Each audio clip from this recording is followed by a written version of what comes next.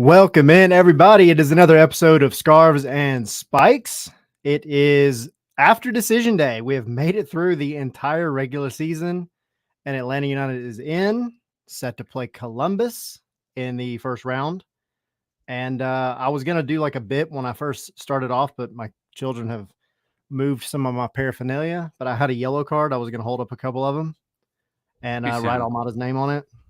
Too soon. No, it's not. Too soon.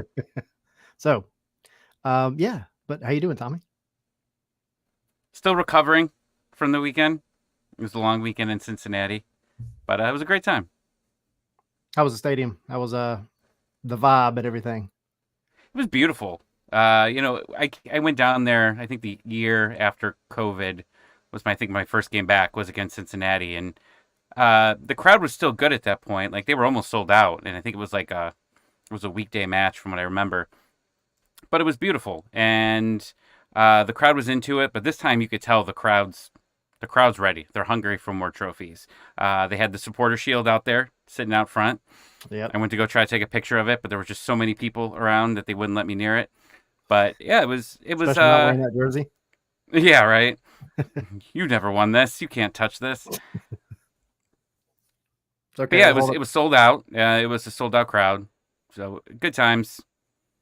But man, the game started off so good, right? Like it was just the vibes were there. The team looked good. Everything was there. And I blame my wife. She went down to go get some beers at half. She came back and she's like, "What is everybody yelling at about Almada?" And I was like, and everybody was Googling. Is Almada suspended? Does this go over to the playoffs? And I'm like yelling to everybody, yes, unfortunately, this is happening. It's like the worst case scenario, the worst thing that could happen. Does Pineda not go, all right, guys, no reds, you're on a yellow, be careful. Yeah, I don't know what the thought process was with Almada and the whole issue. We're going to talk about it. We got that game to talk about. We have the first round of the playoffs with Columbus. We're going to talk about it. We're going to welcome Miguel Gallardo on the show. He's from the MLS 360, the Apple TV crew. So he'll be joining to chat with us. And he was in the studio the entire decision day. So he was all involved, and he's got all the storylines and everything else going on. So he'll be in a little bit. But as usual, if you haven't already, go scarvesandspikes.com. We've got our articles going up there, our shows go up there, and our store where you can get you a pack of stickers. So go get you some, slap them on some stuff, send us pictures, tag us. We'll share it out on the interwebs. But yeah, it's a busy time. Patreon as well. Patreon.com/scarvesandspikes. You'll get in on our Discord. You get in on our watch alongs, which we'll be doing for the playoffs. Hopefully more than one. We'll see. And lots of other benefits. We have other interviews that we don't have on the regular show that you guys can come check out. So plenty of good stuff going on. But All right. Now that we kept the lights on, Cincinnati, Almada. The big story, we knew it was going to be after the match anyway, was going to be this whole double yellow Almada being sent off. And then, of course, gets fined, which I said it at the time it happened. I was like, he's going to end up getting fined later because he's taking forever to get off the pitch. It is what it is. Let's start with the positive stuff first. Okay.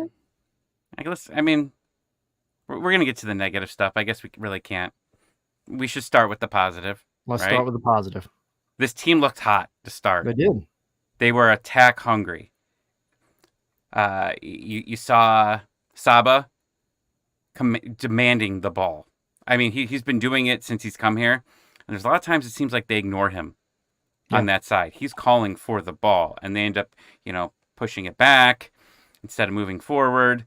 But man, I love what he wants. And when he gets the ball, he makes things happen, right? I liked what him and Hernandez did together at times. I mean, that was kind of a shock, I think, to all of us, seeing Hernandez in the lineup over Brooks. He needed a break, like you said. We were talking on the pre-show that he needed a break. It was weird that they were giving it to him now. I guess I understand, because really the game doesn't mean much, right? Well, you were there, so I don't think you heard. No. He actually had a knock in the match against FC Juarez, that scrimmage, the friendly that they had during the international break. He had a little bit of an ankle issue, but he's good. He played, at least a few minutes that night. So apparently it was just precautionary, and also to that whole point, he deserves to take a rest at this point on a game that really didn't mean a whole lot. Okay. Well, Ronald Hernandez is a fine backup, right? Yeah. Yeah, I thought everybody looked good there. Almada looked great. Saba looked great. Silva was making things happen. I mean, everything that you want to happen with the front three, they were doing. They were connecting, creating chances, and then obviously scoring goals. Giakoumakis gets 2 goals. Saba, has an assist there. Almada's got an assist. 2 assists?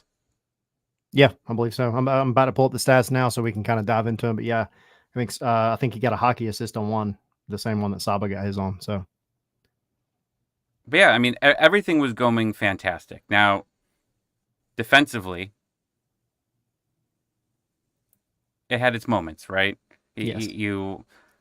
You're dominating the game for a long time, and then one counter, boom, ball's in net. Beautiful pass, absolutely beautiful pass, right? Gets it going on. But the Acosta goal, no bueno. Can't get beat. Mike's no. 5th graders are taller than him. And he somehow was able to get a header in. That was silly. That was just bad defensively. Now, to counter that, I thought the team looked really good playing a man down. After Almada does, get the yellow. We'll go back, because we're going to be talking about Almada here for most of the show.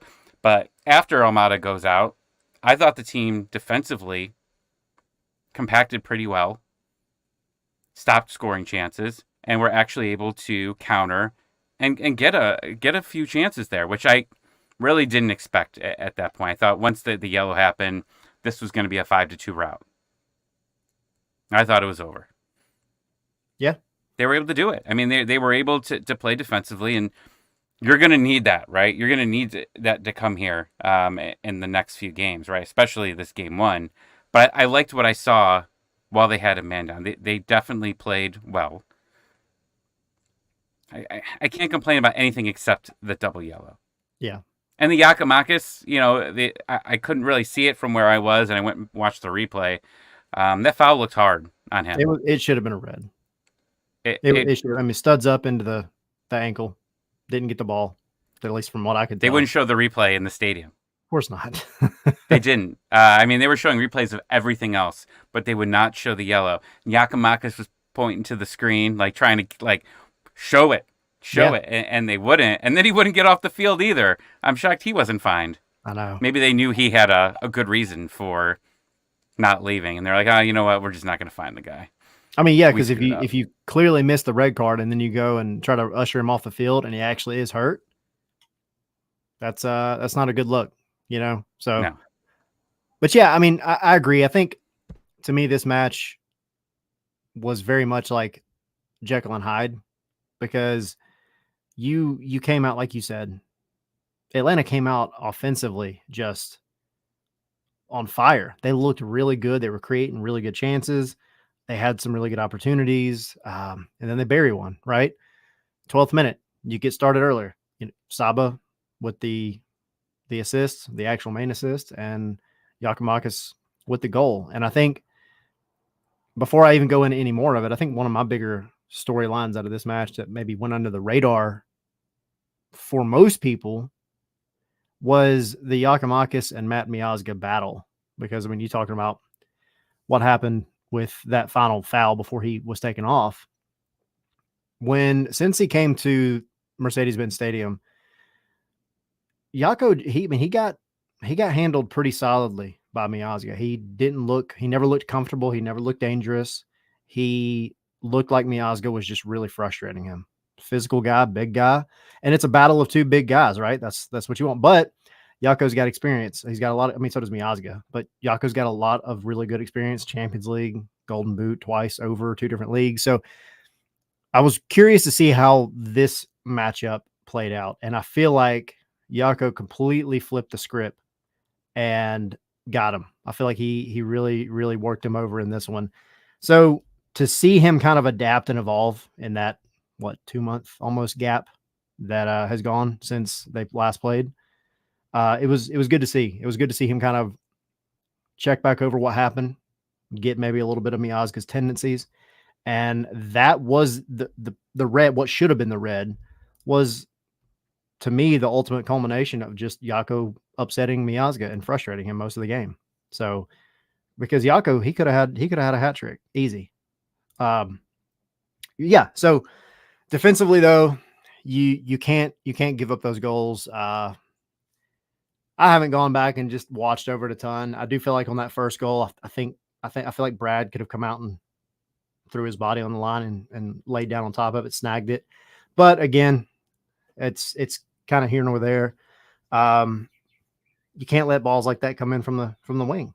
You just can't. And then unfortunately, yeah, Caleb Wiley, he just got beat by a very experienced guy, but also a very short guy. And it's unfortunate.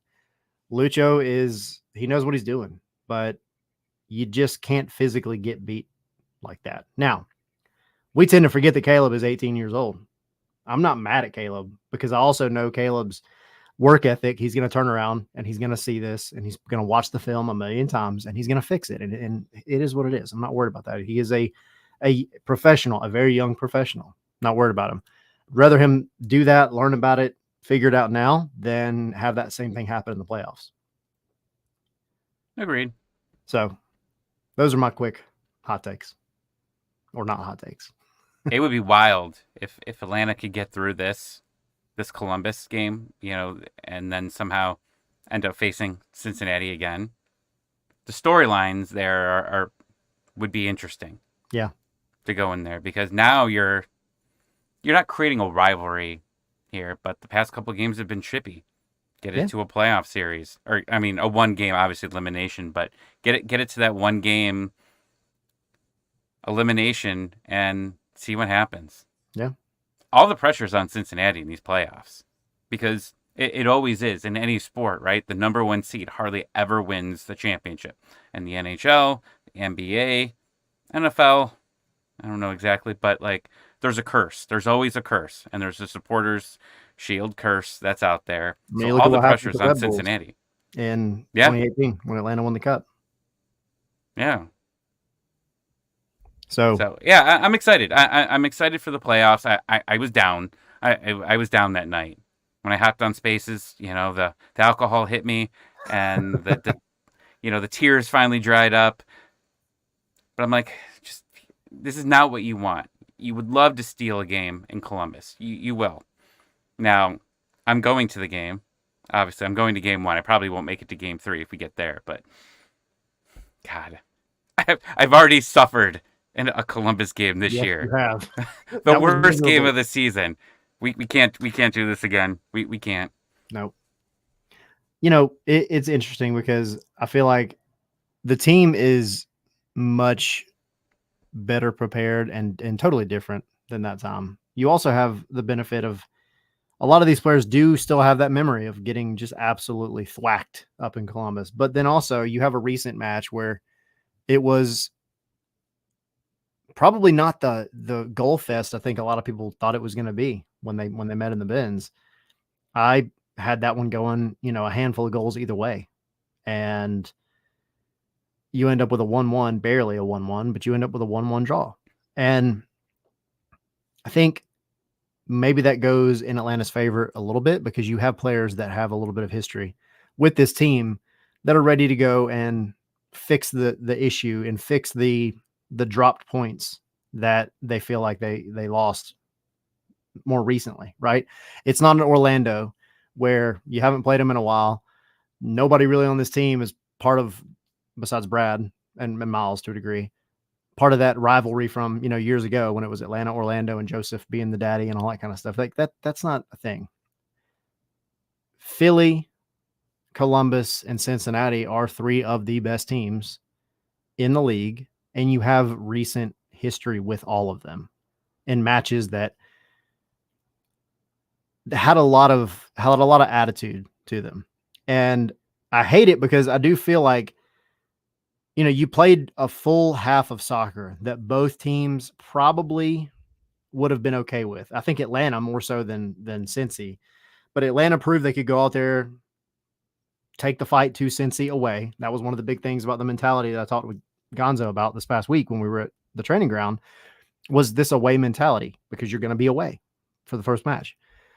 And I'm excited that we saw them go out and just take it to Cincinnati. And really, I mean, they looked confused for the first 15 or 20 minutes.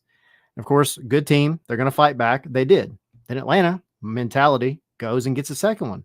Cincinnati fights back. You give up a goal you really shouldn't have, but whatever. It's 2-2. Atlanta's proven they can do it. Cincinnati's proven that, all right, well, we're not going to let the pressure and everything get to us. We're still going to come out and handle business. The second half was just a complete wash. I wish they had never played the second half at all.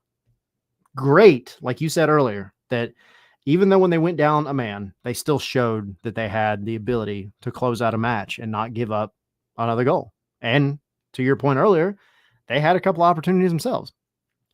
But it was such a crap show of a second half that there was no reason for any of it. And that brings us to the two yellows. It is unfortunate that Thiago Almada because he's not a dirty player. He's never been an unclean player. He's never been a yellow card magnet. He's not LGP. He's going to go. I mean, first of all, he's a freaking 10, so he's not going to be drawing too many. But I think I've kind of wondered and thinking about this over the past few days. I wonder if the mentality and maybe some of the tactics that Pineda and the coaching staff have kind of mentioned, and I want to ask him about this, involved just making sure that all the way from the front to the back, they were more involved defensively. Because Jaco, he was all over the pitch in this match, which I thought was really, really interesting. I mean, he's normally a pretty mobile number 9, but I feel like he was everywhere. And I feel like Almada's doing a lot more defensively. And I wonder if that was part of the message to just frustrate Cincinnati from the front to the back. You start asking a very offensive-minded player to start playing a little bit more defense, and you're bound to have mistakes. But the mistake that happened here, there's no excuse for that. There's no excuse. I don't know what he was thinking. I know he started trying to point at the ground and like stomp or something. I don't know what he was gesturing for. But the second yellow comes because you clipped a player, not even related to the play. You're off the ball, walking back towards the play, and you just stick your foot out. It was like a little brother just trying to like trip his big brother. It was such a weird thing. And I don't get it. I don't understand, but it's the worst time. You miss the first match of the first round of the playoffs. Like, curse, man. Cursed. I don't know what to say. It's ridiculous. Yeah, I mean, this is what I was going to bring up. Yeah. It's not the first time, man. Now that one was after a match, right? Same referee too, though. Really? Yep. Joe Oh, Dickerson, same one. all right. Well, we're going to add it to the Avril Lavigne is a clone It's conspiracy theory conspiracy here. theories. But it's a valid point, though. I mean, I guess there's no there's no excuse for such a kind of a boneheaded move. There's just not, especially knowing what the position that you're in. This is not just a regular season game. This has far-reaching consequences potentially. I do feel like in a match where everybody knows the end result really doesn't matter, I feel like there was some very, very strict calls that probably shouldn't have been called. And yes, what happened was a yellow. I'm not arguing that. But also, like, you got some leeway on some of this. And I just feel like it was maybe a little unnecessary to start throwing cards at everything for Almada. But then you go to the conspiracy theory side of things and you're like, well, it is Joe Dickerson. He had the bump on him, and it was against Columbus, funnily enough, last year in the bins. When Columbus came to the bins, they scored in the first minute, and then they proceeded to waste time for the entire 90 minutes. Nobody ever got cards for time wasting. Nobody ever got a talking to for time wasting. And then at the end of the match, Dom Dwyer scored a goal just to make it 2-1. Match ends, and Joe Dickerson had called Almada over or ran after him at some point. Almada turns around, and as they're kind of yapping off at the mouth, he kind of bumps into him, shoulders him a little bit, and then gets suspended for 3 games. So take that for what it's worth. That happened, and then here we are now. And there's cards getting thrown. Again, it's a valid yellow card, but also, this match had no repercussions in terms of like really anything other than we just got to get through it and get to the playoffs. So silly on Almada's part.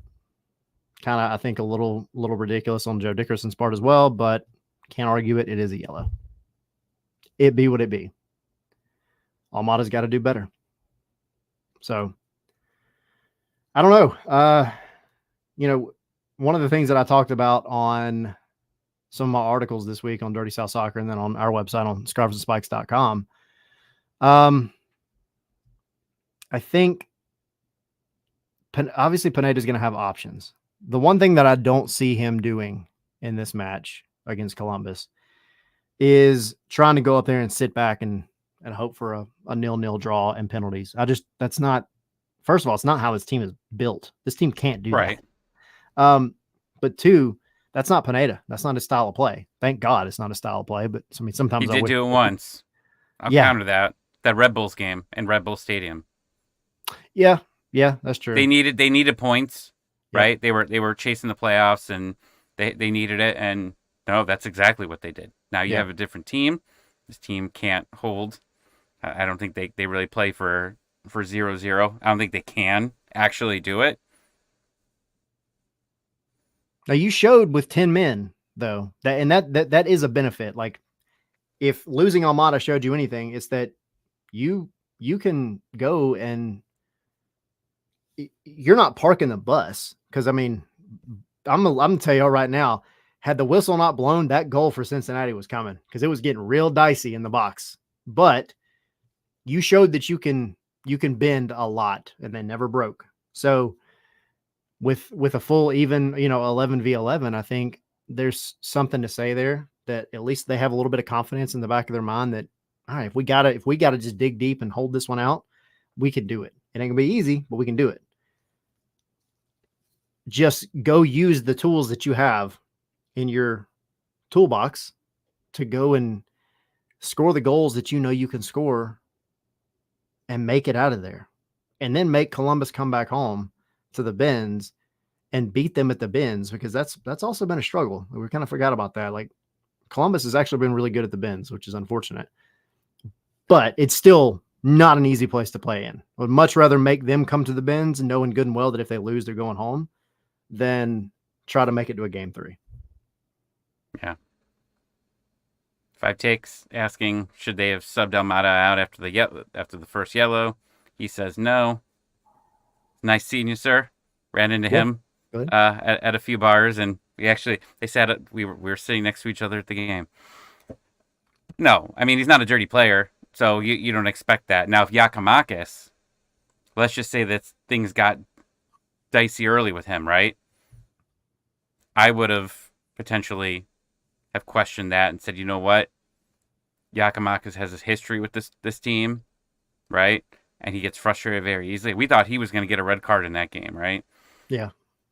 He didn't, but I could see why they would potentially think that. But no, I'm out of. I mean, you shouldn't have. But at the end of the game, when I was like, anyone who gets a yellow, immediately get them the hell out of this game. We can't afford anything else. I mean, Columbus is a high powered team. I mean, they're high scoring. Did they end up finishing as the highest scoring team? I believe so. Yeah. I'll double check because we were right behind them at one point. Yeah. I mean, you can't afford it. Now they leak goals like we leak goals, especially late. Yeah. It's going to be interesting. I hope it's high scoring. I hope that these games turn into goal fests. Potentially after game one, of course. After game one, if we can win that game 1-0 late, oh, that'd be great. Yeah. And that's the thing. But momentum though, I mean that's what I'm worried about here. The main Yeah. thing, like everyone's like, oh, well, it's a best of three, so you're not out of it. But it's the playoffs, and you've got a team that's experienced. It's got a lot of MLS experience. They're high scoring. You don't want them coming into the Bends with full confidence. And that's my main worry here is that they go on to a 3 or 4-1 route in that game, and then they come back and they're just dominating us at home. Are you confident in this team going to No. penalties? Well, you could have said anything and I would have said no. No, no, no, absolutely not. The penalties, Is that worries is me. Parada taking a penalty? I don't know. I don't know. Is Miguel Berry taking a penalty? Oh, get out of here. Don't. Hey, but to be Why? fair, We weren't going to say his Parada name anymore. We said didn't we put it were on done with thing. him for the year. Well, look, that was just the cherry on top. Kick me while I'm down. Kick me I mean, while the I'm good thing down. is you don't have to worry about this going to extra time. So you're not as worried about, trying to swap up guys at the last second. Like if Jamal Tiare's on, you know, you're not worried about trying to force another striker on just to have another striker to take penalties, right? Like you're playing Right. 90 minutes and then you go into penalties if it's a draw. So that's okay. I'm not too concerned about that. I'm always a big fan of just go out and score 3 or 4 and not have to worry about it. And to be fair, like I know that's crazy, but also if there's a team that could do it in terms of scoring that many goals, it's Atlanta, but it's also Columbus too. So it may end up being a shootout, but that's what we thought was going to happen in the Benz a couple of weeks ago. And, you come out with a 1-1 draw barely. So I don't know, man. It's going to be tough. I do though think, I think Atlanta should be able to come out of this last match holding their head really, really high because the Almada thing is stupid. Yes, it's absolutely silly. But I like the fact that your defense can look back at that and say, "All right, well, we haven't been phenomenal all season, but we kept the best team in the league from scoring a goal while down a man for almost an entire half." If you're going to get that kind of defensive mindset going, this is the perfect time to do it. Um, let's see a couple things real quick. Uh,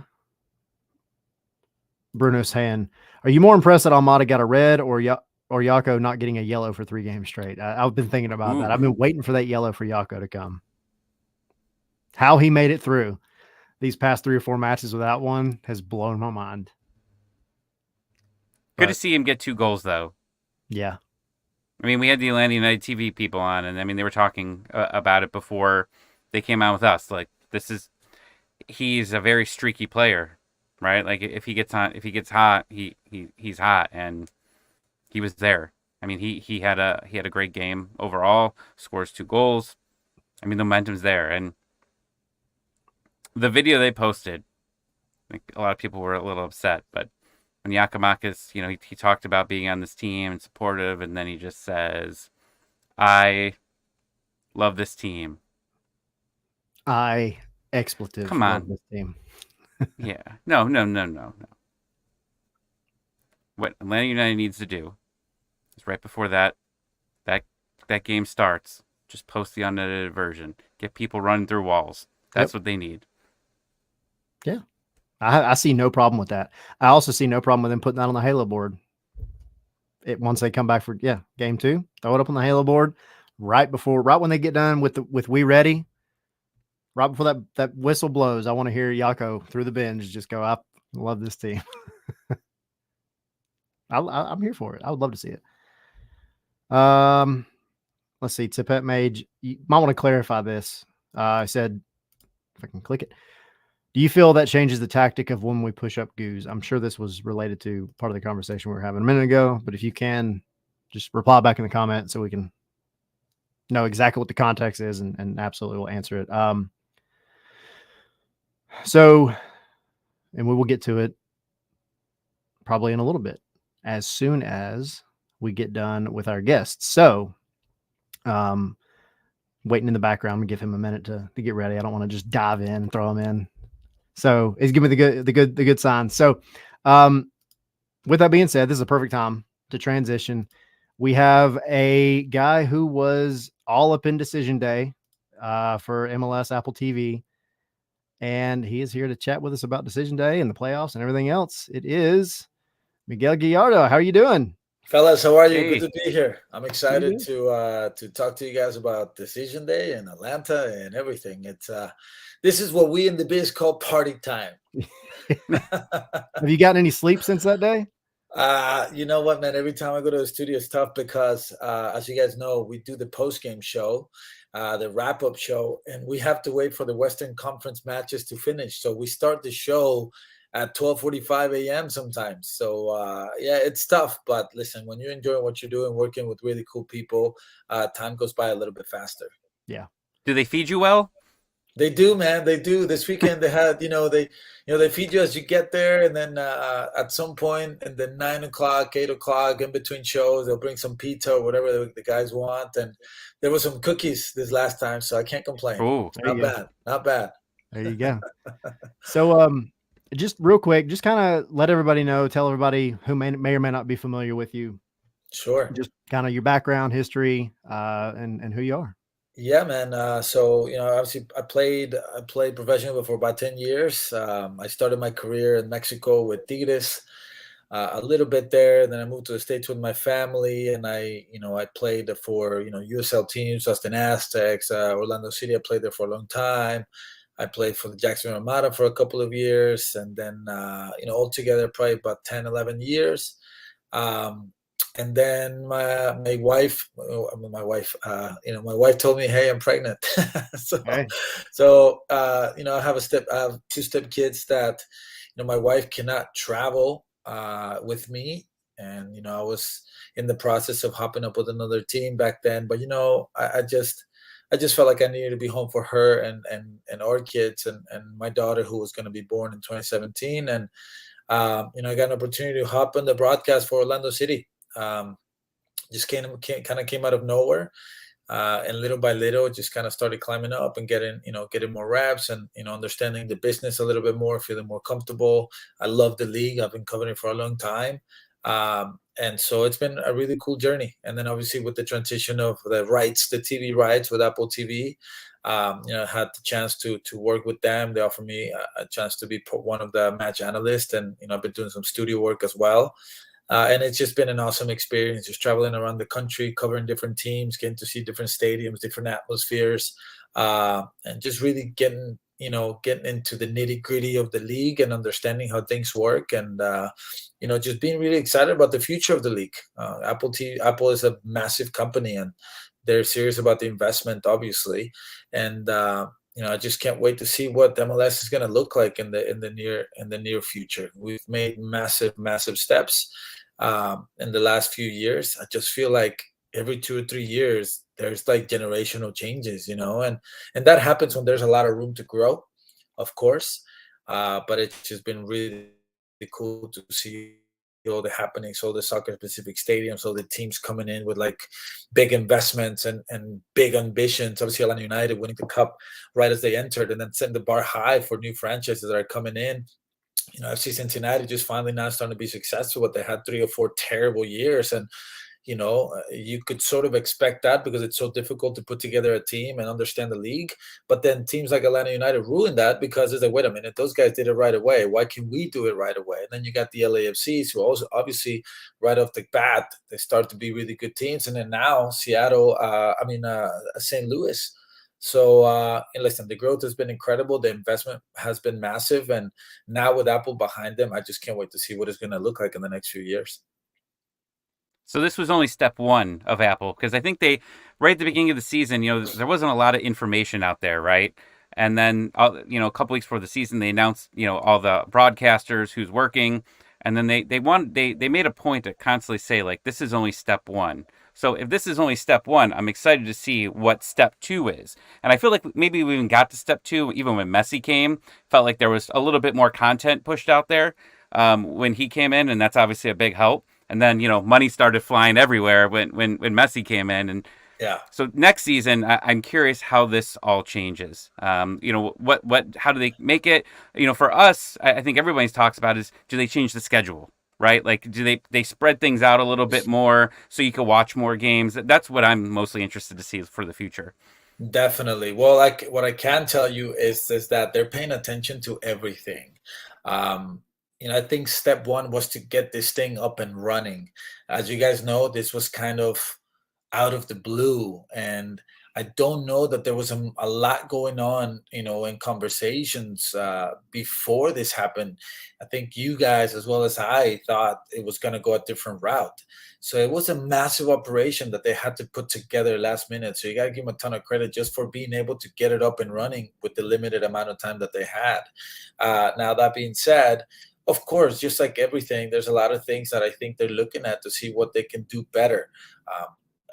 There's some things that I agree with. The scheduling, can games be spread out a little bit more so people can watch different matches?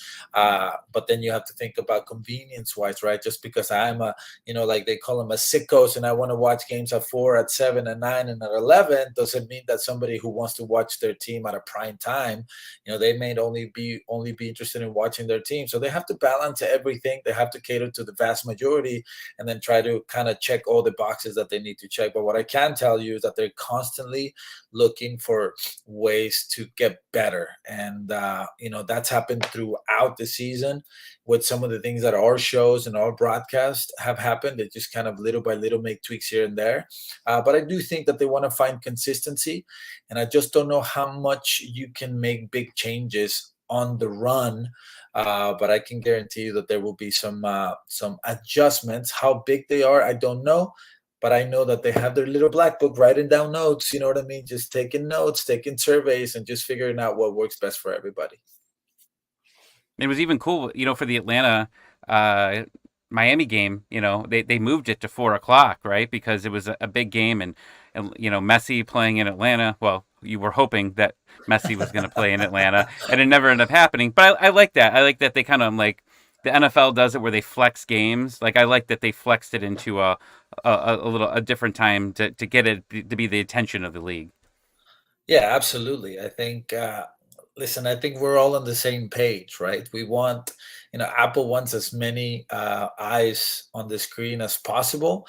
And so they're going to work with any resources that they have to maximize that opportunity. So speaking of the opportunities, I mean, because we've had this conversation about the scheduling, and I mean, I'm one of those aforementioned sickos that you're referring to. I just love watching the game.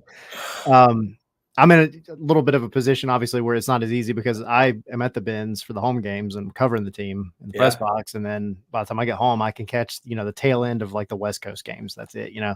But I think for a lot of people, the big thing is I just want to be able to watch football most of the day.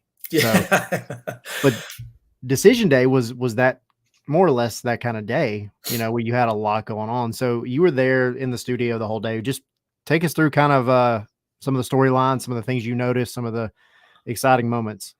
Yeah, no, it was awesome. It was a busy day. I tell you guys, I got to the studio at 1 p.m. and I ended up leaving at 1 a.m. So it was a long day for me, doing a show for the first batch of games, and then obviously it was an hour and a half show, and then we took a little break, and then we came back and did a 45-minute show, and then right after the 45-minute show, I hopped on with the 360 guys to the English guys and do about 45 minutes or 30 to 45 minutes there, and then come back to do the wrap up. So look, it was just exciting because listen, I know we all talk about this, relegation and promotion and all these topics that we don't need to get into, but decision day, there's a lot at stake because you're obviously looking to see who's going to get in those top four spots, which statistically and historically, when you host a game, you have better opportunities to advance, right? And then you're also looking at the teams who are trying to get into the big party. And there was so many teams, especially in the Western Conference. I mean, it was Minnesota United, it was SKC, it was San Jose, it was Portland, it was another team that I'm forgetting about, but all these teams for a couple of spots. And then during within those teams, you had teams that had history of being in the playoffs for many, many years, like SKC, the historic team. They've won everything, MLS Cup, US Open Cup, and you thought, man, could they be out of the playoffs now that they're in really good form with Alan Pulido back and Johnny Russell in good form, and them kind of fixing the terrible start that they had of the season. And then you're looking at Portland Timbers that they let go of Gio Savarese about 5-6 games ago, and then they go in a heater, winning, all these games, scoring a ton of goals, conceding a lot of goals, and then having a setback against Montreal. But then you're thinking you're at home, Providence Park, what an atmosphere. They need to do this, and then Houston goes and spoils the party. So like those type of narratives, I thought they were very exciting. You look at the Eastern Conference, who's going to get that top four spot, who's going to get that next CONCACAF Champions Cup spot. Columbus Crew was fighting for it, and obviously they got it. And then obviously you look at a team like Red Bull, right, that they've been in the playoffs for 13 years in a row. That's the longest streak for any American team in any sport. And you're like, could that be over today? Could that be over today? And for them to have to go to Nashville to beat them at Nashville Stadium, I mean, that's crazy. In the dying moments, and you get Tolkien, who I think is a great player, and I think he's got a bright future with the U.S. men's national team. You get that guy in that do or die moment, and I'm thinking, I mean, this guy has nerves of steel and he buries it. So, and that changed everything. And I remember we were showing images of the guys from Montreal looking at the screen as their game was over because that game was a little bit delayed. And as soon as they called the penalty, those guys walked away from the screen and they said, "Screw this." So, Yeah, I mean, I don't want to watch this pain. it was excitement everywhere, and it was different type of excitement, right? It's who's going to make it to the wild card and who's going to qualify, or who's going to make it to the top four. Obviously, we didn't have that who's going to win Supporters Shield excitement, but I think overall there was a lot of things to look at for most of the games. So, Atlanta, just Yeah. talk to us about y'all's thoughts, kind of what was going through y'all's head when y'all were there at the studio. I mean, we've been talking about it since we got on. Obviously, it was definitely a tale of two halves for sure. But what were y'all's thoughts up there? Well, listen, I think the big topic here is what was Almada thinking, right? Right. And or was he even thinking at that moment? And when we think of Almada, we think of a guy that may not be here for a long time. Just a generational talent. Guy involved with the national team, an MLS champion and a World Cup champion. I mean, his ability is incredible. And I look at players like Almada. And I just think what an inspiration to kids who are not the fastest, who's not the strongest, who's not the tallest. Because this guy who's obviously not the most physically gifted player, who can be so dangerous, so clever, he can decipher the game. His passes are incredible. His set pieces, outside the box, his free kicks are ridiculous. It's almost like a penalty every time there's a free kick outside the box. And you're thinking these are the moments where young players become men, right? And the do or die moments and the playoffs. It's like, can you really carry your team through the difficult times? And then he goes and loses his head like that for something so minute. That's the head scratcher. You know what I mean? And you start thinking, man, they're not going to have him for the playoffs, for the first game of playoffs, and what are they going to do? One of these things. One of the interesting things about this league in comparison to other leagues is that you depend a lot on your designated players, and I don't think we can think of a lot of teams that are successful without their designated player.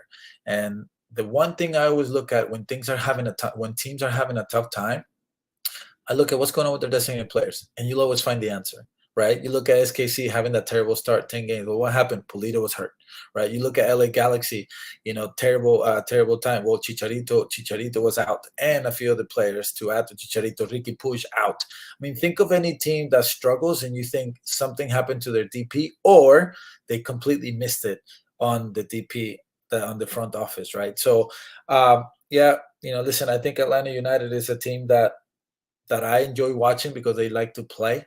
They let you play, right? They're not a team that's incredibly high pressing. There's not a team that sits in a low block. It's a team that likes to play and a team that allows you to play just because of the way that they set up their team. And listen, I thought for a moment there was some shaky situations in the middle of the season. I think they lost 4 games in a row, and you're thinking, you start to hear rumors, and that there's this drought and all these things. But they were able to put it together. I thought Giacomakis is incredible. I mean, when I think of a player like Giacomakis, I think of a guy that belongs to the goal. Like the goal, I mean, he scored a goal with his freaking knee, or I don't know what the heck he scored it with. Somewhere right? on his leg. Somewhere. But those are no accidents. Those are no accidents. Those guys are resourceful. They're instinctive, and I thought they hit the nail on the head with getting him involved and being that perfect complement to Almada, and also Brooks Lennon on the right hand side. I think he's a tremendous player. I don't know which system suits him better, because I know that this season, the last few games, he's gone to a 4-2-3-1. I know he's tinkered with with when Brooks Lennon was a wingback, and I thought he was excellent. It'll be interesting to see what he'll do in this next game, not having Almada, right? You can't replace Almada like for like, so what's he going to do there? Is he going to stick to the 4-2-3-1? But, how does he continue to have that firepower? Understanding also that you have to think about the opponent, the Columbus Crew, right? We can get into that in a little bit, but Columbus Crew is a team that you really have to think about how you set up against them because of the way they attack. But overall, obviously, Atlanta United, I think, is a great team. It's a good back line. You have the experience of Guzan in goal, and I know that he hasn't been excellent this season. It's difficult to come back from an injury like the one he overcame. And I know that he's getting up there in age. Well, he's been up there in age for a while. But in do or die moments, experience matters. And when I look at the goalkeepers of all the teams in playoffs, there's a lot of young goalkeepers. And I think teams that have an experienced goalkeeper has been to qualifiers, World Cups, CONCACAF Champions League and things like that. I think that's going to be a big advantage. You look at teams like Columbus Crew, who's got Patrick Schulte. He was playing MLS Pro last year. You have teams like FC Cincinnati. You have Salentano, who's a rookie this year. Well, last year he was a rookie, and this year he's made some big mistakes during matches, right? And I can probably go on and on about all these teams that have situation in that department. But I do think that Atlanta United, even though they don't have a goalkeeper in their prime, they have a very smart goalkeeper and a very experienced goalkeeper. So that's an advantage for me. So when everyone's watching the game, right, in the studio, is it like a bunch of friends just hanging out? And like when Almada gets the red, is like somebody screaming, going, "What an idiot!" Or like, because like I would not be good for that, because I know you probably can't be drinking while you're watching these games, but still, yeah. I'm dramatic, and when I see something, I'm gonna just start like going, "Oh, what are you doing?" Because I was at the game and I was drinking a lot, and that's the face I was making with all the other Atlanta United fans. Yeah, well, I'm not going to say I was drinking a lot, but I definitely was like, "What are you doing?" And obviously, the other yellow was also a very soft one, right? So something must have been happening throughout the game. where I forget the name of the player, who the player was, but he got the best of him, right? He got the best of him, and yes. So the way it works is we have a room where we're watching all the games while we're waiting for the other show, and but it's difficult. There's just so many games at the same time, So obviously that's why I think the Whip Around show, the 360 show, is a good show because they'll go back to any special moment. And the guys Sasha and BWP and all the other guys that are on the show, they're just so good at what they do, talking about experience. And I thought this Whip Around show on Decision Day was awesome because these guys were talking about their experiences on Decision Day and just kind of talk about the psyche of the players. But yeah, when we saw Almada, I tell you guys a little situation that was happening between Diego Valeri, Tony Kirky, and Mariano Trujillo, who's he's a legend. When this happened, they were having a discussion about some of the best midfielders in the world, and Valeri was. We were talking about Enzo Fernandez, and then we were talking about who's better than Enzo Fernandez, and blah blah blah. And that was a really interesting conversation. And then that was all happening while Thiago Almada got the red card, and it was just an interesting thing, an interesting dynamic. But it's a lot of fun. I mean, we're there just conversing and just talking to each other, checking out the different games, and it's a really fun environment to be in when you're in there for a long time. But it's really cool people. So please, y'all don't have any more conversations about the best midfielders in the world because apparently that was bad luck. We're not doing it again. No good. And we still don't have clarity on who is. You know what I mean? Yeah, So, well, we can keep going any other time. Unfortunately, Thiago Almada probably knocked a little off of his stock that day. For now, yeah.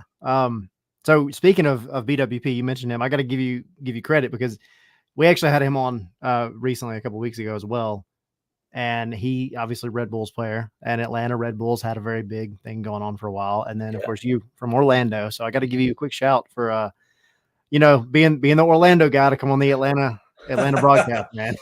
Yeah, man. Listen, I love football, and there's one thing, things happen on the pitch, but I've always really enjoyed this rivalry between Orlando and Atlanta. That wasn't a rivalry for a long time. I mean, Atlanta dominated Orlando for so many years, and then Orlando, was hit a little streak, and you probably think that Jose Martinez is the most hated guy here in Orlando. And then he goes to Miami and he probably becomes even more hated because obviously he goes to the other rival, and he probably enjoyed that too. So listen, the assistant coach for Atlanta United is a really good friend of mine, Rob Valentino.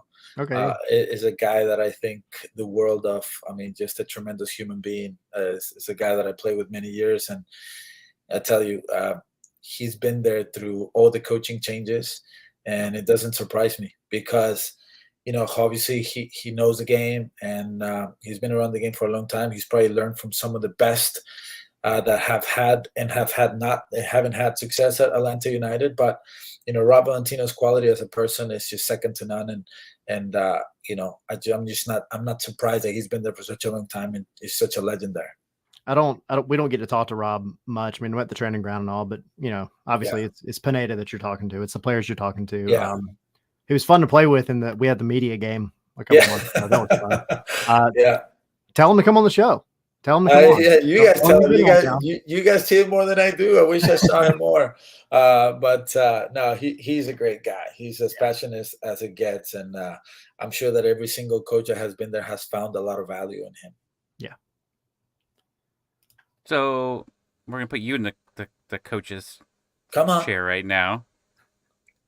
How in the world does Atlanta United survive Game 1 and not even survive? Can they win this game without Almada? I think they can. Can they control the game? No. But that doesn't mean that you cannot win the game. I don't know how many teams control the game against Columbus Crew. They have a game model that suffocates you, that pin you back, and that's because they're so aggressive. The defensive efforts have to be very, very good. The shifting has to be very good.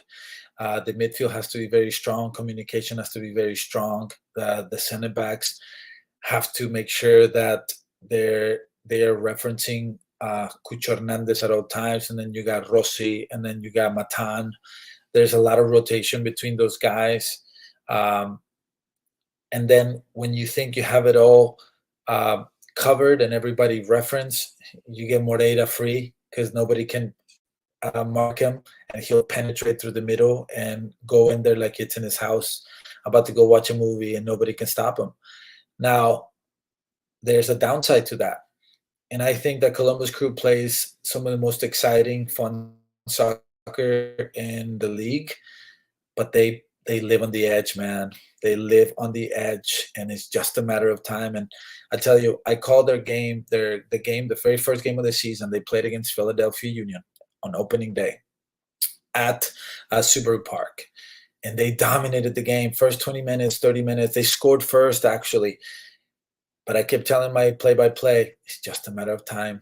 It's just a matter of time. And sure enough, one counterattack, one ball over the top, Carranza, and then Torres, and then Ua, and then Gazdag, and they ended up losing 4-1.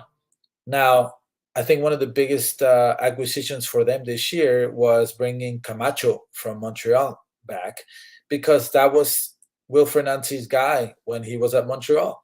And before Camacho, they were playing with Quinton, who I just don't think has enough experience or pace to deal with them living on the edge and dealing with balls over the top when they lose possession of the ball and they are off balance. So bringing in Camacho has been obviously a big boost for them. And then investing in Julian Gressel, who you guys are familiar with. One of the best crossers of the ball. Yeah, one of the best crossers of the ball. One of the best wingbacks in the game. He's tinker playing in the middle with Vancouver and other teams. But ultimately, I mean, his delivery is exceptional.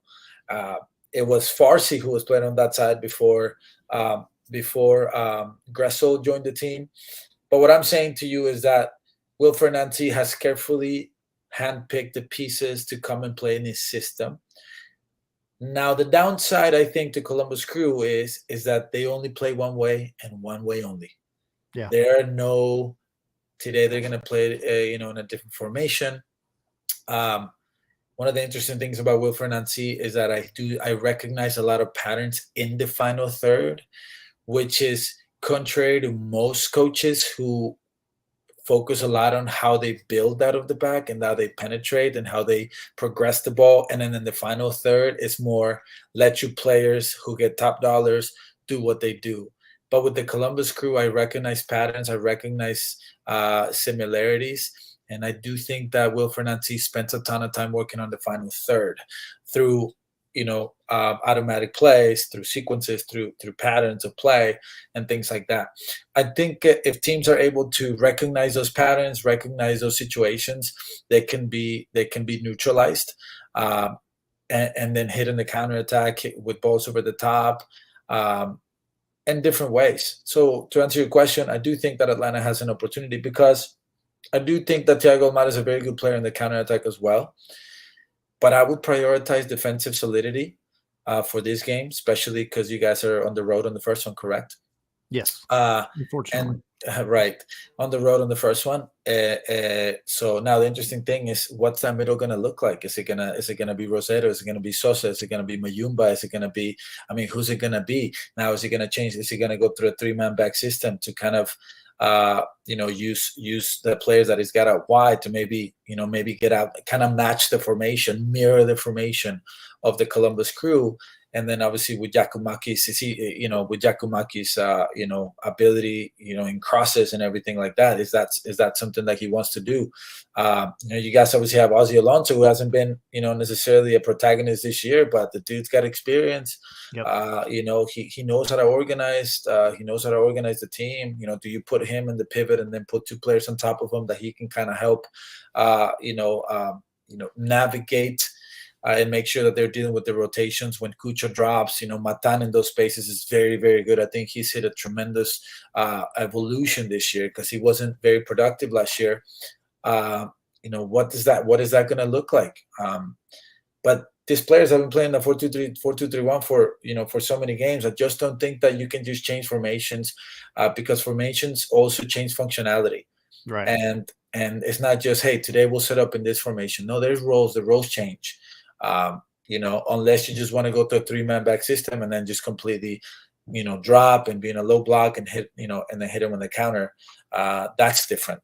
That's different than attacking in a 3-man back system that requires more, functionality and know-how of the specific role. So I don't know. It'll be interesting to see what he does. But I do think that they have an opportunity to, I don't want to say damage control, because I do think that they can win the game. But obviously be a little bit more pragmatic and conservative in the first game. So as a player, this is some I've done articles about this, since the end of that match, since the final whistle. What are they going to do without Almada, right? As a player, when you're playing against a team that has that kind of star quality in a guy like Almada, and then you've got a match potentially coming up with them, and you got your film guys doing their thing and analyzing the game and looking at everything, and all of a sudden that player's not there. Correct me if I'm wrong, but does that also make it hard for for your team to then figure out what are we going to do? Because now they're not going to play the same way they would have before. Right. How is that going to change? Well, there's history there, right? Because with Almada going with the national team and Atlanta United having to play without him, correct? So I would probably imagine they'd go back and look at those tapes to see what Pineda did in those games. Ultimately, guys like Almada are difficult to do homework on because, listen, he can text you and email you what he's going to do. But at the end of the day, the guys are going to do it. They're just so talented. They'll figure out ways. They'll figure out the game.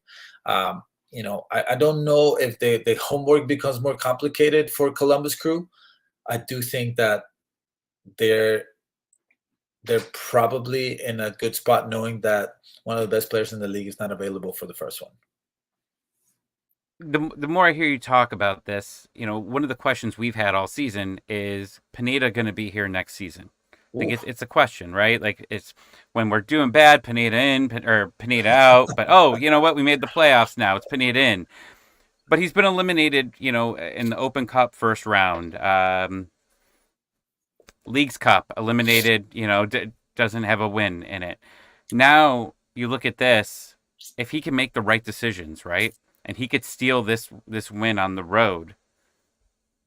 That's something for him to go with to be here long term. I think, because I think that's a concern right now. Is that we've been in different tournaments and we're out before it even really starts. I hearing you talk about this and just what types of decisions can he make? If he makes the right decisions and pulls the right strings, that's huge.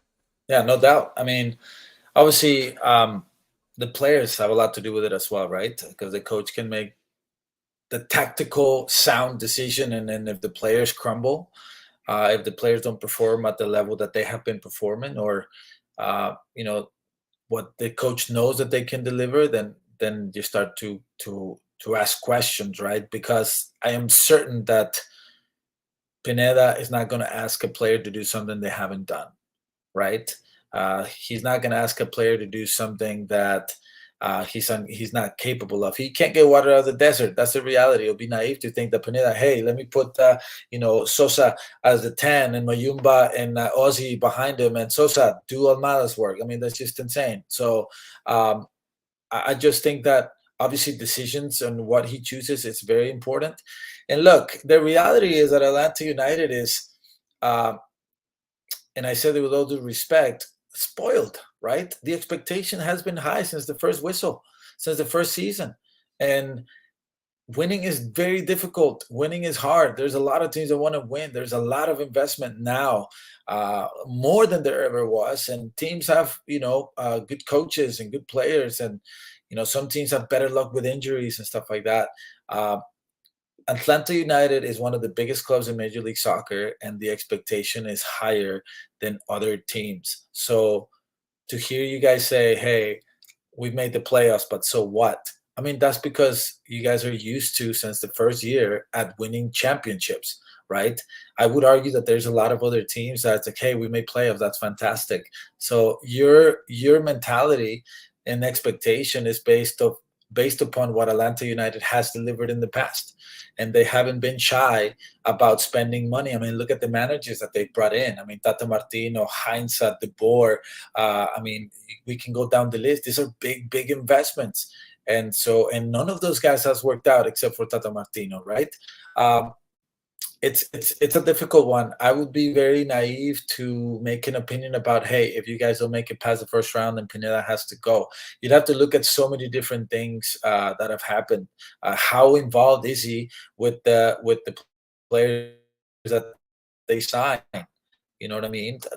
I don't know that. I don't have the answer for that. Sometimes you have a technical director above you that makes decisions, and you as a coach, you have to deal with those decisions and you have to work with those players. How much autonomy does he have in bringing players to fit his game model, or does he have to adjust to get his game model to the players that he has? And then when you think about that, how much of responsibility does he have because he wasn't given the freedom to get the players that he wanted for the game model that he knows the best? So obviously I don't have the answers for this, and to say that he should be gone because if they don't pass the first round, I'm not in the mindset of Atlanta United ownership group and fans to say yes he should or yes he shouldn't. I would certainly want more than the first round, of course, but I don't know if my decision would be right. It's either you're gone if you don't make it past the first round, and you stay. And I give you guys a quick example, which is really funny.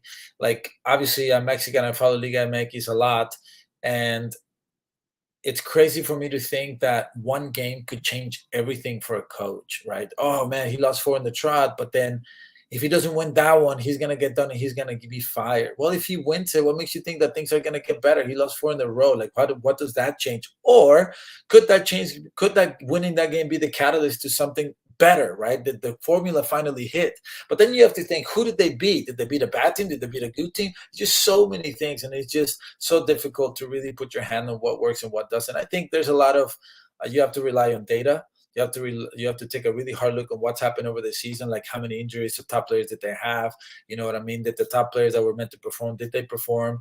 And just there's so many things that you have to look at to be able to make decisions like that. That me, thankfully, I'm not in that position. Well, us fans are level-headed, right? We Yes, don't overreact to anything. Are you kidding me? Never. Never. Absolutely not. Oh, I think Tyler's mic is out. There. There you go. My bad. There you Sorry, go. technical difficulty. There we go. Last quick question for you, because I know you got to roll. You're good. So we have the play-in games tomorrow. Who makes it through? Listen, I'll be very, very honest with you guys.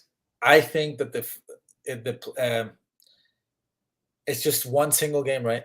Yeah. Yeah. I think that we will see a surprise. I think one of the wild card, I think SKC is going to win, and I think Red Bull are going to win. Okay. I think those are the two teams that are going to win. I think Red Bull comes in with a lot of experience, with a really good form. I think they won 4 of their last 5 matches. They went and beat FC Cincinnati at home, ruined the party. Now, there was some rotations in that game, but they still got the job done. They go to Nashville, they beat them on the road.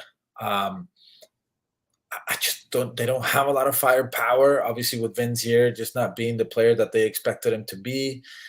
But somehow you get Tolkien, you get, Fernandez, you get Amaya and Edelman in the middle of the field with their high press, and then you create something out of nothing. I will say that. It's not the prettiest soccer to watch, but it seems like they're feeling themselves. It's almost like they have nothing to lose at this point. With so many injuries that they've had with, like, Lewis Morgan, obviously their best player the last couple of years, and then Vinzier still not being the player that tag needs to be. But I do think that they have that momentum in their favor. And then in the Western Conference, Sporting KC is only in the wildcard position because of their terrible start. Yep. And that terrible start was because Agata was out, Pulido was out, Johnny Russell was out for a certain amount of time. Tim Melia was out for quite a while, and I think the kid Polskamp did a really nice job. But you still need your goalkeeper, your experience, your security blanket back there, and they've been one of the best teams in the last couple of months. They're in playoff. They're in playing rhythm based on the point they have gotten the last couple of months. And you look at that roster, and you have guys that have won Open Cup, that won MLS Cup, that won Liga MX with Pulido, and then you have game changers like Johnny Russell and Tommy. I think he's a phenomenal player. I think that they win, and I would even go as far as to say that if it wasn't the best of 3 games, they would go past St. Louis. That's as far as I would go. But because it is a best of 3, 2 at St. Louis Stadium, I am more hesitant to say that, because I also don't think that St. Louis are coming in the best moment of their season. Right. So those are my 2 wildcard picks. I think Red Bull and SKC get it done. And I think that one of those guys will knock out the winner of the conference. Okay. I like it. I went farther than you asked. I went farther than you asked. Come on, let's go. Now we got the receipts, right? Yeah, I'll try and keep the receipts. Let's post them all on Twitter and see how people react. Because again, we're all level-headed, right? Well, of course, man. Come on, I'm down. I'll take a little backlash. You know what I mean? Yeah, we had to actually give our predictions this last show, or I'll go back to the studio I'll go back to the studio for a few of the final matches, and I'm excited to share kind of just my predictions. You know what I mean? But the beautiful thing about this is that the more logical you think, the worse you're going to end up. Oh, 100%. Right? And that's the beauty of this game, and that's the beauty of our league, is that there is parity. There's a few teams that are just like powerhouses, but listen, I don't think any team is a runaway. Nope. FC Cincinnati, I think they've had their struggles as of late. St. Louis has had their struggle as of late, and they've never played playoffs. And you look at how they did in Leagues Cup, and they were horrible. Now, they did play against America, but then other teams beat America. Other MLS teams knocked out America. So, and then obviously FC Cincinnati losing an Open Cup, losing in other competitions, Leagues Cup.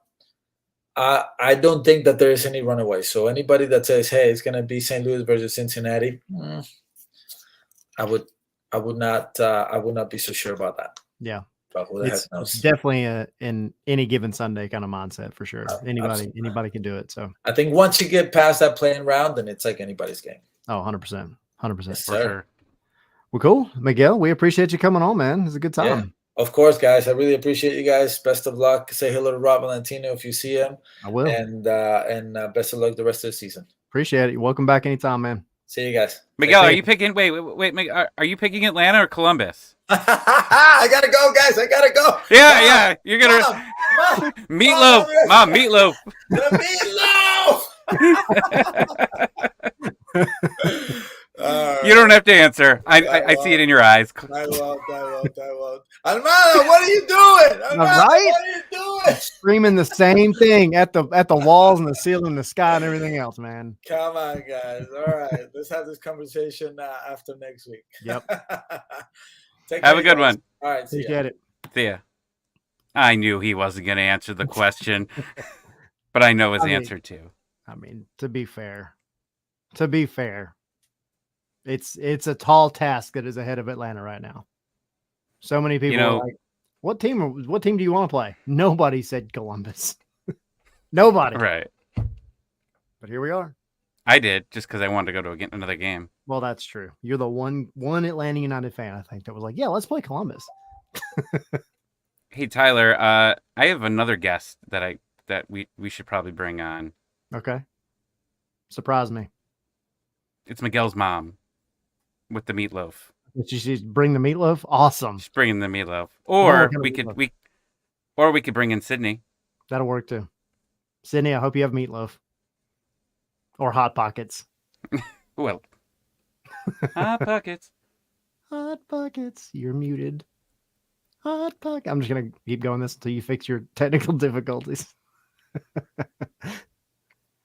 Nope. Hot We'll get him pocket. one. Technical difficulties. The My struggle mic of was realtor. off. Ah, look at that. I did the same thing. I can't. At least you didn't do it when there was a guest on. Exactly.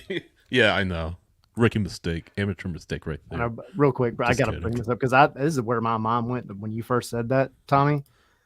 Berna said, I thought you meant Miguel Berry's mom. I was like, whoa, where are we going with this show, guys? Guest. If Miguel Berry's mom watches our show, she despises me. Me. You talking about my son every day? No. Leave my son alone. Yeah. How's it going? Good. By the way, sorry I'm late. But I'm here. Let's say I'm cautiously optimistic, and my opinion may change because it's still a week out from Atlanta playing Columbus. I would like to think that this goes in a little favor. Unfortunately, Almada, I heard you guys talking, is out, obviously, so it changes things just a little bit, doesn't it? Just a little bit. But no, Miguel said it, and I think everyone agrees. There's no like-for-like replacement for Thiago Almada. And by the way, let me say this. I really enjoyed listening to Miguel and watching Miguel. I know Atlanta United fans are going to say, oh, he's a Orlando guy, whatever. No, I mean, he is here to provide national insight and not Orlando insight. So really appreciate him taking the time to come on, and 100%. hopefully Atlanta fans don't have the red, white, and black tinted glasses when listening or hearing the podcast. But I definitely appreciate his insight. Appreciate whenever our MLS Season Pass friends come on to provide their insight. But yeah, I mean, who's going to replace Thiago Almada? Tyler, I know you wrote about it. Doug wrote about it. I'm gonna that's going to be put that in the chat real quick too. Yeah, and that's going to be the talking point, isn't it? How Atlanta can cope, because it really was a foolish penalty or foolish foul to take, especially with 2 yellow cards. And I think we've talked about it so many times on this show. This Almada, when he is good, he doesn't force things.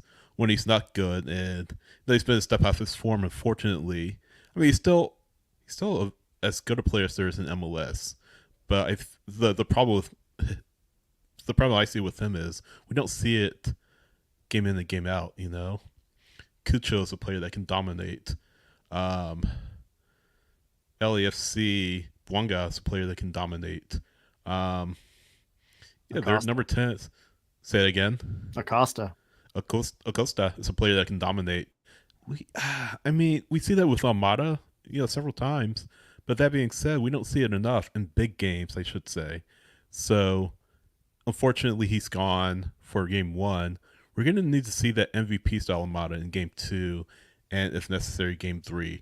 Hopefully, Atlanta United can mitigate and do well enough without his absence, and maybe that means, trying to get out a result, get out a draw, and get it to penalties. I know Atlanta's history in penalties hasn't been good, but maybe that changes the tactical mindset of Atlanta United. And we'll talk about this more, I'm sure, next week when we preview the actual match. But really all bets are off when it comes to the tactical mindset that Gonzalo Pineda will have. And again, how does he plan without Almada, and how can you set Atlanta up for success to win this match 1? Because if you get a win somehow, and I don't know if I feel that they'll win in game 1.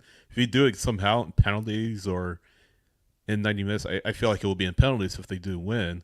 Get it back to Mercedes-Benz Stadium and get in front of 45,000 fans and go to work. Their home record hasn't been great this year, especially the back end of the season, but it's better than not, right? Like, it's better than having to go back up there for a game 3 and have another away game. If you can handle business in 2 games, that would be amazing. And we talked about it a little bit earlier, but Columbus, unfortunately, is pretty decent at Mercedes-Benz Stadium. But if you go up there and you get that first win somehow and then come back home, then you're putting everything back. This is what Pineda said the other day, but you're putting everything back on Columbus to then come in and play a must-win game. A lot of pressure. So that's never easy, and it's never easy in the Benz, no matter how you look at it. Real quick, I do got to say this. Hey, what? Just wait 1 second, Yeah. Tyler.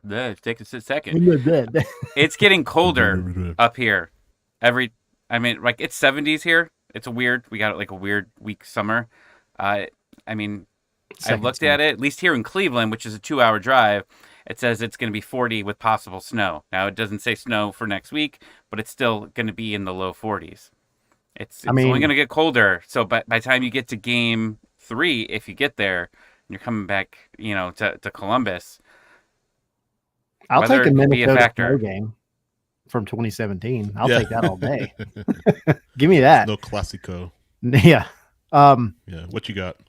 This game, I meant to say it when Miguel was on, but this game, first round game anyway, is going to be free on Apple TV. So yep. I don't know if anybody's listening that doesn't have Apple TV already, but if you don't, you can still watch the first game on Apple TV. It is going to be all free. you need is an Apple ID. That's it. Watch, and then if you don't have Apple TV at all, and if you still have the streaming package, it's going to be on FS1, not Big Fox, but FS1. So you'll be able to watch there, and then FS2 much easier to watch via Apple for sure. Right? Yeah, for sure. For numerous reasons. As we all say this on our MacBooks. Yeah. Right. Exactly. After the Apple TV guy comes on. Yeah, no doubt. Who do you guys think is going to win the wildcard matches? Not wildcard. Wildcard matches. Who do you think is going to win? Got Red Bulls in Charlotte, and then Sporting versus San Jose. I feel like Red Bulls are going to win. Being the home team, coming on that wave of momentum and clinching playoffs on the very last day. That penalty from Tolkien, like Miguel mentioned earlier. And the Sporting have been really on a bit of a run toward the end of the season, and they're going to be kind of flying high, coming into the postseason. They weren't supposed to be there. Miguel mentioned it. This was a team that struggled at the beginning of the year, had a number of players out, but now that you have those guys back and healthy in the team, your chances of maybe making a bit of a run in the postseason become that much better. Because I'm looking at both teams' most recent results.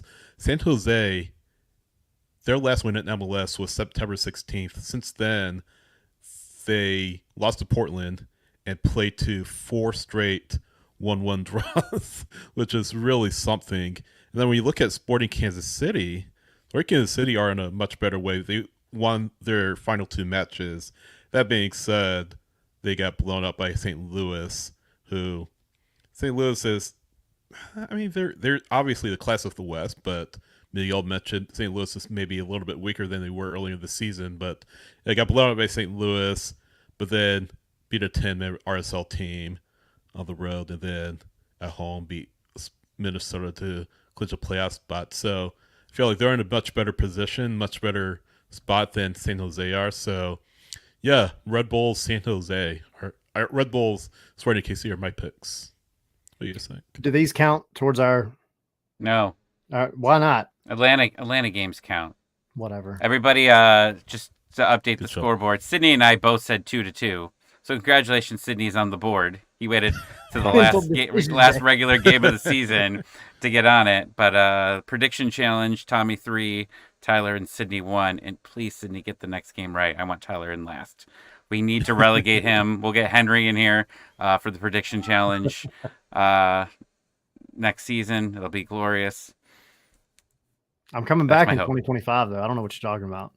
2025. Yeah. No, I agree. I agree with you, Sydney. The same. The same for both those games. I would agree. I do think Red Bulls beat Charlotte. I just think Charlotte, they're just so shaky. The thing is, Charlotte can get, they can nick a goal at any point, but they also are just so inconsistent. You never know what you're going to get out of Charlotte.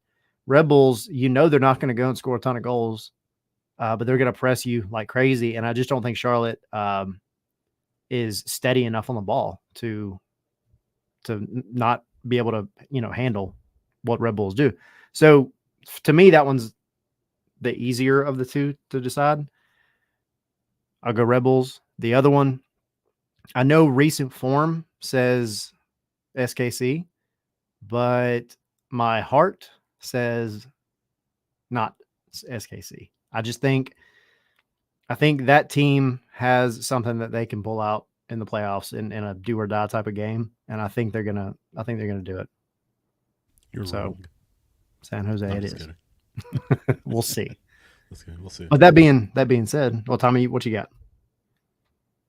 I was gonna vent for a minute, but you finished your thought. No, vent, because I was about to transition to the next part. So what you got? The playoff schedule sucks. Yes. The playoff schedule sucks. You had thing where you had every weekend, every Saturday, I was hanging out with my friends to watch Atlanta United, do spaces, and call that every Saturday. Maybe there was an occasional Wednesday here and there. You went and you picked the most random ass days. This is how angry I am. Sydney, I know you don't want me saying ass, but I'm going to say ass. Most random ass days to put games on TV. You guys have to go to a game on a Tuesday night. Who gets crazy on a Tuesday night? If you want to put it on Thirsty Thursday, sure. You know what? Put it on Thirsty Thursday. People will call off on Friday. Nobody's calling off work on Wednesday. Nobody's doing that. This Tuesday game is stupid. And the only weekend game is on a Sunday at 7 o'clock. Get out of here. I know that the NHL and the NBA are going, and the World Series is about to go down, and that's probably part of some of it. But get out of here. Just beyond stupid. Hallelujah. I'm done. Preach it. You didn't mention, and not to belabor the point, but you didn't mention that if there is a sweep, the winner could be off for 3 weeks. Yep. You didn't mention that. Yep. All the way till the end of November, almost to Thanksgiving. Trying to make me more angry? Let's go, Tommy. Come on. Tommy's going to turn into the Hulk, the Incredible Hulk, before the show's up. I'm glad it's just dumb. On something. Normally, I feel like it's me. I'm just like going off, but I like this. Yeah. And when we were talking to Miguel, he said, he brought up the spoiled comment, which I know angered some people in the chat. But making the playoffs now, some people it's not hard. I understand there's teams that did make the playoffs, but 9 teams make the playoffs in each conference here. If you're Atlanta United, you should be expecting to be making the playoffs with the amount of money and resources that you have. So I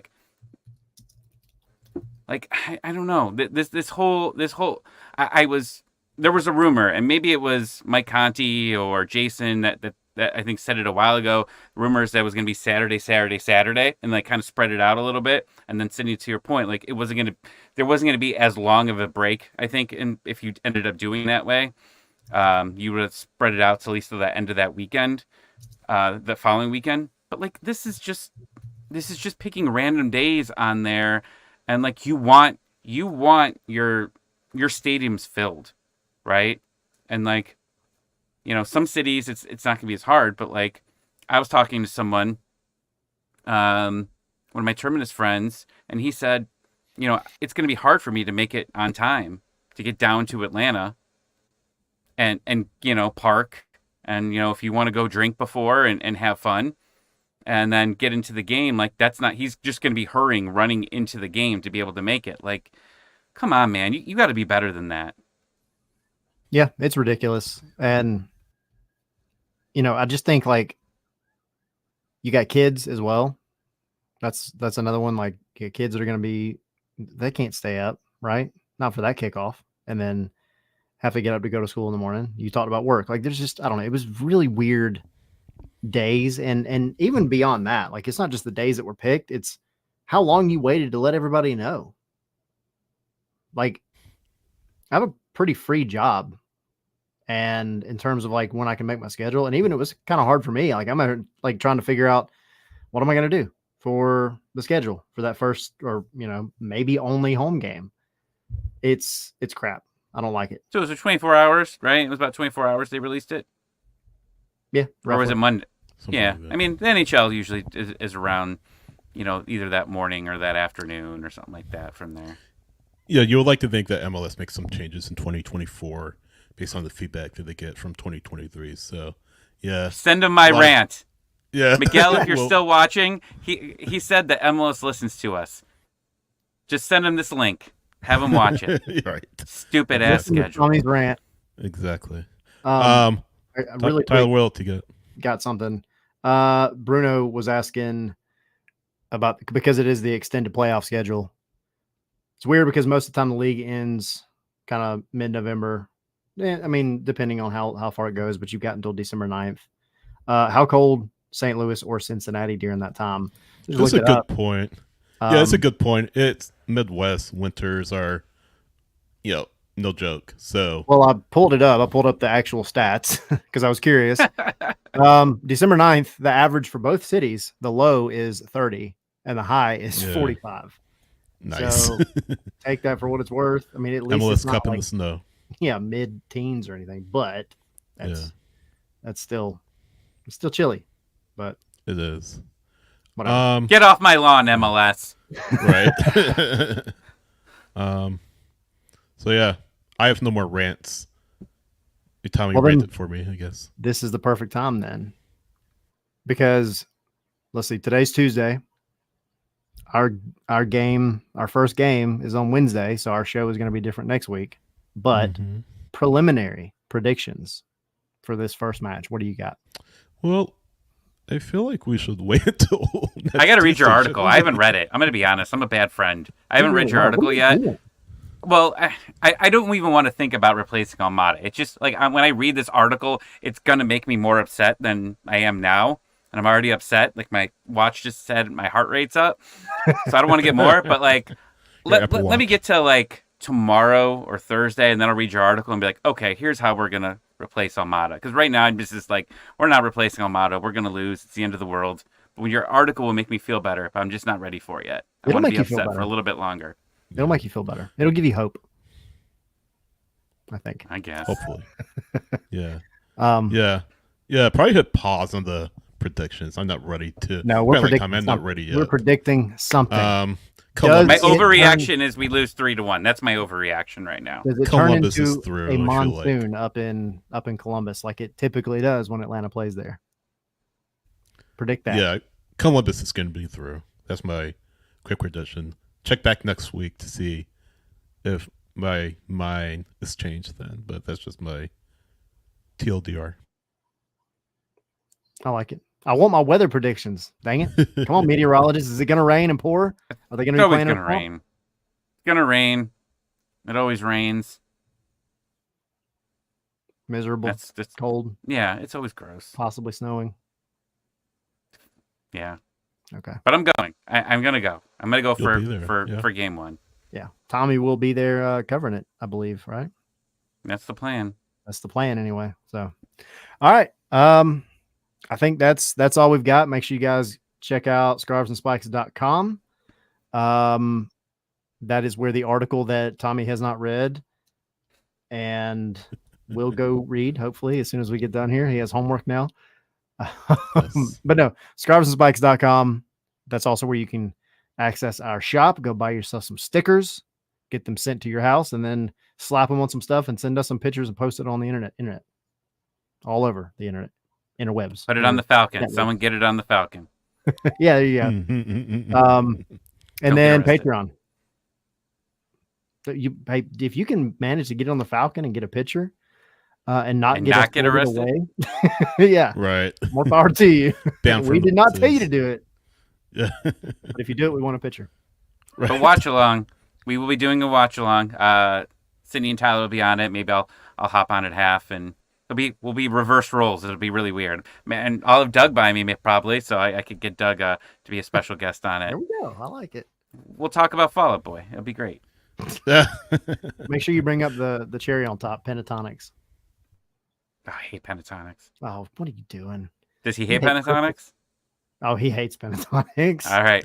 That'll be my opening liner, because I think last time when I officially met Doug, I was like, hey, how about that Fall Out Boy concert? It was really funny. Really, really quick Doug story, and we'll get out of here. the last match. 30 seconds. No, don't put a time limit on. Sorry, no. Go ahead. So EU starts playing Fallout Boy in the bins, and everybody in the press box just kind of like looked over at Doug, and he just kind of looked up and was like, start shaking his head. He does not like them, but he can recognize their songs. That's what I think is so funny. Interesting. Funny how that works. Deep-seated hatred there. Yeah. But yeah, patreon.com/Scarves and Spikes. You want in on the watch along action during the playoffs. Yes. And everything else that we have going on there, which is a lot. We have our Discord. Discord's fun. We also have other insiders, other guests that we chat with, give you guys some updates from the training ground, all that good stuff. So yeah, I think that's all the plugs. And we will see you guys next week as we get ready for this match. It'll be fun. Thanks I'm for hanging excited. out. Somewhat optimistic, but we'll see what happens. Be optimistic. Put the energy in the You said world. they were going to get knocked out in the first round. Don't tell me you're optimistic. I said check back next week to see if I changed my mind, though. Well, right now I put a qualifier. You're negative. Negative Nancy. Jeez. A sad Sydney. And then I was thinking of like S words and the. I was like seductive Sydney, and I was like, no, that's Scarves and Spikes After Dark. Yes, just hit end. Just hit end. We're off track. All right, bye guys. See y'all.